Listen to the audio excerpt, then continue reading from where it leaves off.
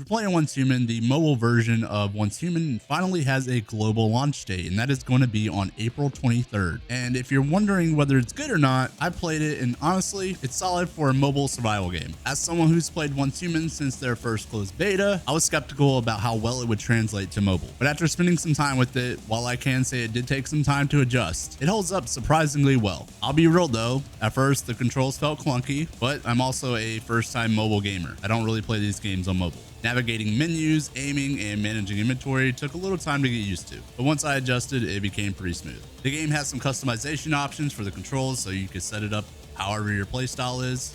Shooting feels responsive, especially when you have the auto mode on. That really helped me out a lot as a first-time mobile gamer. And using all the controls, including the deviations, was pretty simple, which is important because deviations play a huge part in the game. If you're coming from PC like me, there's definitely a large learning curve, but after a bit of playtime, it feels natural. But what surprised me the most is how much of the core game is still there. This isn't a stripped down version of Once Human. This is the PC version on mobile. The open world is fully intact, and it still has that eerie apocalyptic atmosphere. And there's plenty to do, whether you're scavenging, fighting deviants, or running into other players. And like I said before, the gunplay feels good once you adjust, and the deviations integrate well with the combat. It doesn't feel slow or clunky after a bit of practice. Now, this part was the part I was really worried about, the survival and base building aspect of the game, but it actually works pretty well. Gathering resources is streamlined, and by streamlined, I mean you just run it and it auto picks up. They need to put that in PC, like, please. I'm tired of pressing F all day. I will say though, the base building is not as in-depth as it is on PC. In my opinion, it's way easier to build on PC. Building on mobile was a little difficult for me. Maybe it's easier for people who are, usually used to playing on mobile. However, for me, it just felt like it was lacking a little bit, and the snapping just wasn't working properly for me enough.